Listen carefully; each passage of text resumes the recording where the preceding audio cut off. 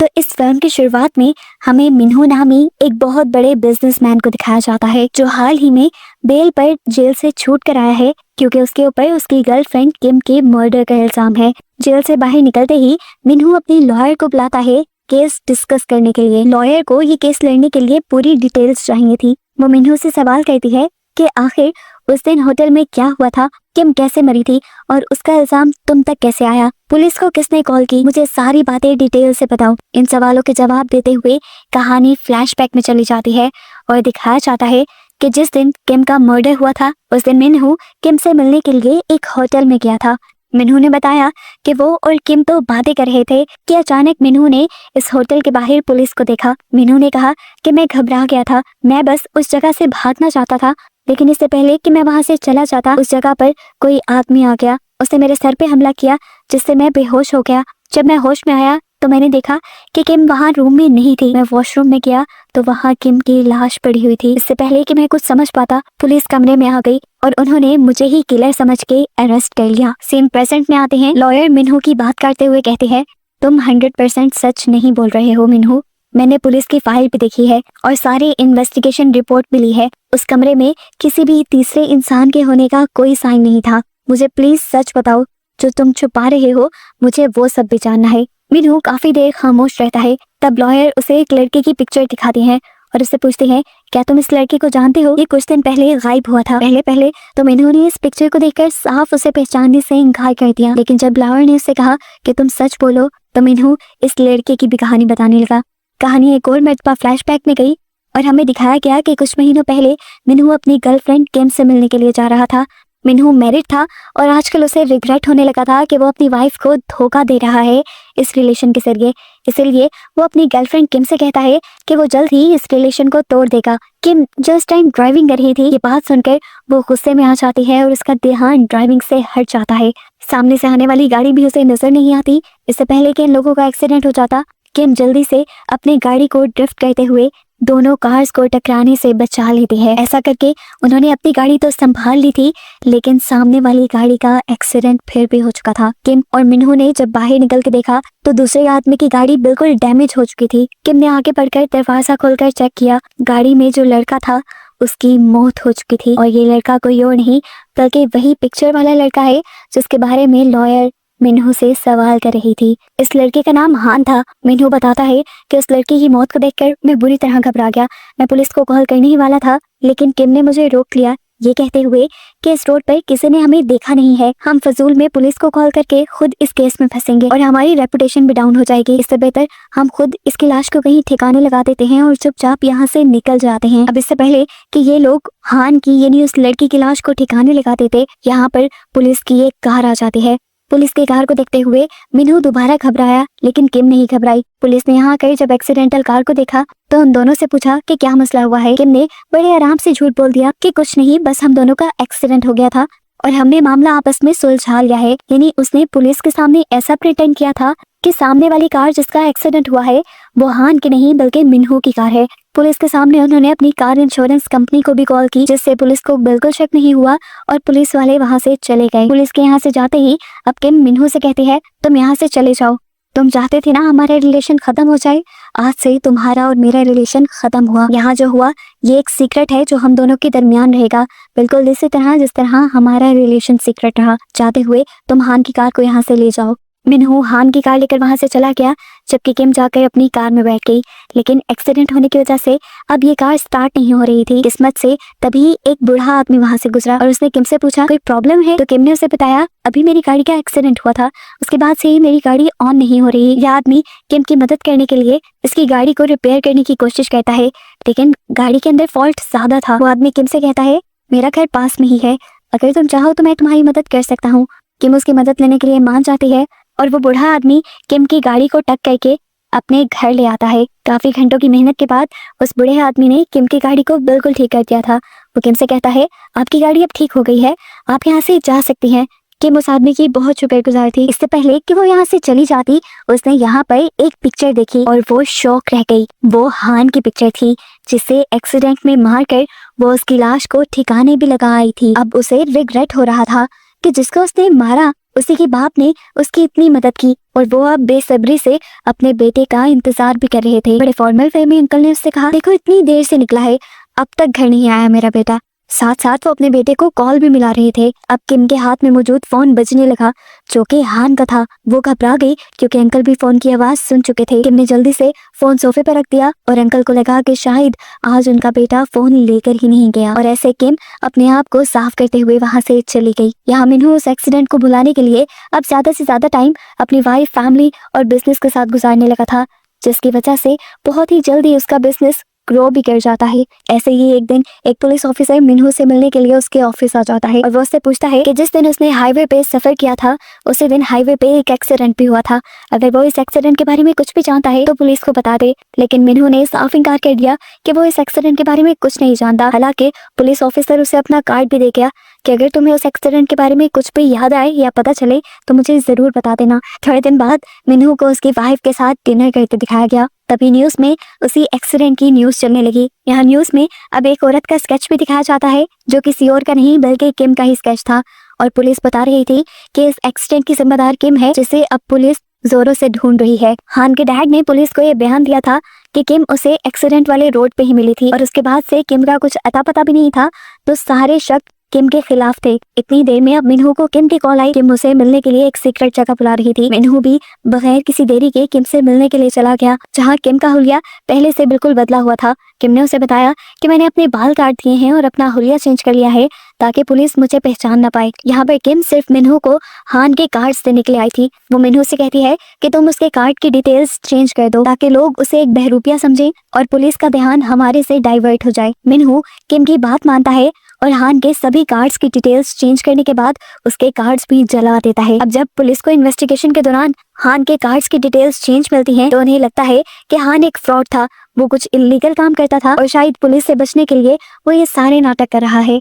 Police को उसका गुमना यानी उसकी मिसिंग भी उसी का एक प्लान लग रहा था। इसी तरह ये केस बंद हो गया और मिन्हू भी काफी रिलैक्स हो गया। अब ज्यादा से ज्यादा बिजनेस पे ध्यान देने की वजह से मिन्हू का बिजनेस भी दिन ब दिन ग्रो करने लगा और बहुत ज्यादा प्रॉफिट होने लगा।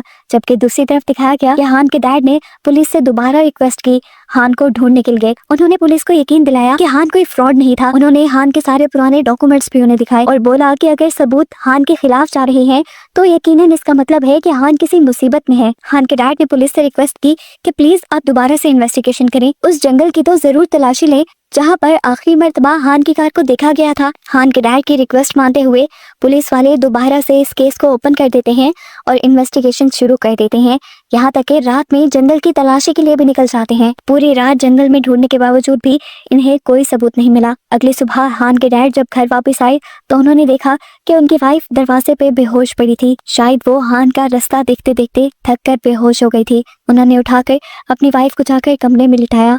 अब वो थक चुके थे इस सब चीज से। उन्हें अपनी वाइफ की हालत देखकर बहुत ज्यादा दुख हो रहा था। सीन्स अब दोबारा प्रेजेंट में आए और हमें मिन्हू को लॉयर के सामने बैठा दिखाया गया। मिन्हू ने लॉयर से कहा कि जिस दिन किम का मर्डर हुआ था उस दिन मेरे और किम के अलावा उस कमरे में हान के डैड भी मौजूद थे, जिन्होंने पहले मुझे बेहोश किया और फिर किम को मार दिया क्योंकि वो अपने बेटे की मौत का बदला लेना चाहते थे। लॉयर पूछते हैं कि आखिर उन्होंने केस में फिर तुम्हें क्यों फंसाया? तब मिन्हू कहता है क्योंकि मैंने सच नहीं बोला था, इसीलिए उन्होंने मुझे मारा तो नहीं लेकिन मुझे जेल भेजकर मुझे मेरी गलती का एहसास जरूर दिलाया। यहाँ पे मिन्हू लॉयर को ये भी बताता है कि इस सब में हान के डैड के साथ साथ हान की मॉम भी इन्वॉल्व थी, जिन्होंने हान के डैड के कमरे से निकलते ही पुलिस को कॉल कर दी और मुझे पकड़वा दिया। लॉयर की सारी कहानी सुनकर उठ खड़ी हुई और उसने मिन्हू से कहा, तुमने जो स्टोरी सुनाई है वो बिल्कुल अलग है। असल स्टोरी अब मैं तुम्हें बताती हूँ। कहानी एक और मर्तबा फ्लैशबैक में चली जाती है और हमें दिखाया जाता है कि असल में जिस दिन हान का एक्सीडेंट हुआ था उस दिन कार किम नहीं बल्कि मिन्हू खुद ड्राइव कर रहा था। उसने अपने रिलेशन को खत्म करने की जो भी कहानी खड़ी थी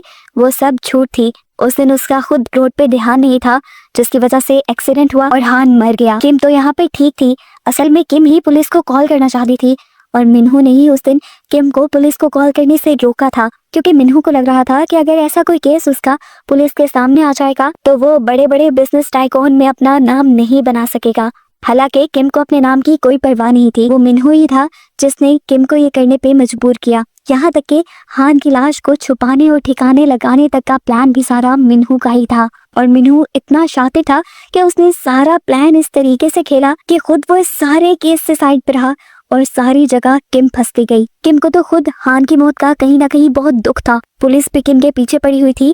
किम को उन दिनों अपनी आइडेंटिटी भी छुपानी पड़ी, अपना काम भी छोड़ना पड़ा, लेकिन उसके बावजूद उसका दिल नहीं मान रहा था सारी सच्चाई छुपाने का। उसने आखिर एक दिन हान के डैड को कॉल करके सारी सच्चाई बता ही दी। और जैसे ही ये बात मिन्हू को पता चली तो मिन्हू को बहुत ज्यादा गुस्सा आ गया और इसी गुस्से में असल में उसने किम की जान ले ली। अब क्योंकि वो हान के मर्डर के साथ साथ किम का भी मर्डर कर चुका था, इस सब में फंसना तो वो नहीं चाहता था। उसने अपने आप को भी चोट लगाई और वहां पे बेहोश हो गया और फिर ये सारा ड्रामा किया कि उसे जबरदस्ती उसकी दोस्त के मर्डर के केस में फंसाया जा रहा है। जैसे जैसे लॉयर की सारी स्टोरी मिन्हू को बता रही थी, मिन्हू का मुंह खुला का खुला रह गया था। वो हैरान था कि लॉयर को सारी सच्चाई कैसे पता है, हालांकि सारी सच्चाई तो मिन्हू ने कभी किसी को बताई ही नहीं। यहाँ लॉयर उससे कहते हैं, घबराने की बात नहीं मिस्टर मिन्हू, मैं आज भी आपके साथ हूँ और आपका केस लड़ने के लिए तैयार हूँ, लेकिन मुझे बता दें कि आखिर आपने हान और हान की कार को छुपाया कहाँ पे है। हान के पास अब दूसरी कोई चॉइस नहीं थी कुछ छुपाने की, इसलिए उसने लॉयर को सच बता दिया कि उसने हान की डेड बॉडी को उसकी कार के अंदर ही डालकर एक लेक में डुबा दिया था। यहाँ पर मिन्हू एक बहुत ही दर्दनाक कन्फेशन करता है कि जब मैं हान की गाड़ी को लेक के अंदर फेंकने गया था तो उस टाइम गाड़ी के अंदर हान जिंदा था। वो मुझसे अपनी जान की भीख मांग रहा था, लेकिन मैं रिस्क नहीं ले सकता था। अगर मैं उसे छोड़ देता तो मेरे पे केस बन जाते, इसीलिए मैंने उसे जिंदा ही पानी में फेंक कर मार दिया। मिन्हू की ये बात सुनकर तो लॉयर भी शॉक हो जाती है, क्योंकि ये बात उसे नहीं पता थी कि जब मिन्हू ने कार को लेक में डाला तो तब हान जिंदा था। उसे तो यही लगता था कि एक्सीडेंट पे ही हान मारा गया होगा। लॉयर अब ये सोच रही थी कि मिन्हू कितना ज्यादा संदिल है, अपने वफात के लिए उसने एक लड़के को मार दिया। अब लॉयर ने उसके सामने एक मैप रखा और उसे कहा कि मार्क करो वो जगह जहाँ पर तुमने हान की कार को धक्का दिया था। मिन्हू ने भी पेपर उठाकर वो जगह मार्क कर दी। मार्क करने के बाद लॉयर ने वो पेपर उठाया और अपना सामान इकट्ठा करने लगी। सामान इकट्ठा करने के बाद उसने मिन्हू से कहा, मिस्टर मिन्हू, मैं आपका केस नहीं लड़ सकती क्योंकि आपने मेरे से बहुत बड़ी सच्चाई छुपाई है कि वो लड़का तब जिंदा था जब आपने उसको छुपाया। ये कहकर वो उसके घर से बाहर निकल गई और अपनी कार स्टार्ट करके वहां से जाने ही लगी कि तभी उसकी कार का टायर वहां किसी खड्डे में फंस गया। उसकी कार अब आगे चल नहीं रही थी। बाहर मौसम भी इतना खराब था कि अगर बाहर रुका जाता तो शायद उनकी मौत ही हो जाती। मिन्हू यहाँ उससे कहता है कि अगर आप चाहें तो मेरे घर पे स्टे कर सकती हैं। इस टाइम ये लॉयर उसकी बात मान लेती है और उसके घर वापस आ जाती है। घर आने के बाद मिन्हू नोटिस करता है कि इस लॉयर के सिग्नेचर असली लॉयर से मैच नहीं कर रहे थे। मिन्हू अब कंफ्यूज हो गया और यहाँ पर कहानी में आया एक बहुत मजे का ट्विस्ट। असल में जो औरत यहाँ पर आई थी वो कोई लॉयर नहीं थी, बल्कि थी हान की मॉम, जो सिर्फ मिन्हू से उसका कन्फेशन लेने के लिए आई थी ताकि वो सिर्फ ये जान सके कि असल में मिन्हू ने हान को और हान की कार को कहाँ छुपाया है। मिन्हू को जैसे ही इस बात का अंदाजा होता है तो वो फौरन हान की मॉम के ऊपर अटैक कर देता है। यहाँ इस हाथापाई में ये दोनों ही गिर जाते हैं और दोनों के ही सर पे चोट लगने की वजह से दोनों बेहोश हो जाते हैं। कुछ देर बाद सबसे पहले हान की मॉम को होश आता है। होश में आते ही उन्होंने यहाँ पे एक गन उठा ली अपना डिफेंस करने के लिए, लेकिन यहाँ मिन्हू एक और मर्तबा चला के दिखाता है और हान की मॉम से अपने ऊपर ये गोली चलवा लेता है और साथ ही पुलिस को भी कॉल कर देता है। इतनी देर में पुलिस जब यहाँ आई तो पुलिस को लगा कि हान की मॉम ने मिन्हू को मारने की कोशिश की है और इस तरह किलर मानते हुए उन्हें अरेस्ट कर लिया जाता है। पुलिस अब उसे अपनी कार में बिठा लेते हैं। कार में बैठते ही वो पुलिस ऑफिसर्स को सारी कहानी बता देती है और मिन्हू का कन्फेशन दे देती है। साथ ही साथ उसने पुलिस को वो लोकेशन भी दी थी जहाँ पर हान की लाश को ठिकाने लगाया था मिन्हू ने, और ये लोकेशन उसने मिन्हू से ही पता करवाई थी। उसकी बात मानते हुए पुलिस दोबारा इन्वेस्टिगेशन शुरू करती है और जब उस जगह की छानबीन होती है तो वहां से हान की कार के साथ साथ हान की डेड बॉडी भी मिल जाती है, जिससे बात अब साबित हो गई थी कि असली किलर कोई और नहीं बल्कि मिन्हू ही है। मिन्हू जो कि अभी तक जिंदा था उसे अब पुलिस ने अरेस्ट कर लिया और हान की मॉम को छोड़ दिया गया। मिन्हू का करियर तो अब पूरी तरह तबाह हो चुका था और वो अभी तक सिर्फ इस बात पे हैरान था कि ये सब दो बूढ़े लोगों की वजह से हुआ था जिन्होंने उसके खिलाफ एक बहुत बड़ी प्लानिंग की। ना सिर्फ उसके जरिए अपने बेटे का पता करवा लिया बल्कि उसको भी पूरी जिंदगी के लिए जेल भिजवा दिया। वो दोनों मिलकर अपने बेटे की मौत का बदला मिन्हू से ले चुके थे। अब मिन्हू जानता था कि वो पूरी उम्र जेल में सड़ेगा। आखिर में वो दोनों माँ बाप अपने बेटे हान की लाश को देखकर फूट फूट कर रो देते हैं और बस उन्हीं को दिखाते हुए ये कहानी यहाँ खत्म हो जाती है।